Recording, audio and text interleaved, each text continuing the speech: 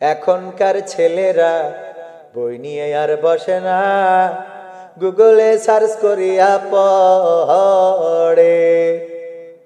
ওরে কালের মেয়েরা কোরআন হাদিস ধরে না, একালের মেয়েরা কোরআন হাদিস ধরে না, টিকটকে ভিডিও ওরা করে।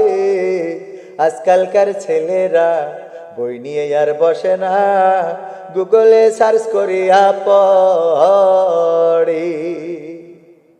আগের সময় প্রেম করিলে বলতো লোকে পাইছ কি, এখন বলে সব করিয়া বাবু তুমি খাইছ কি।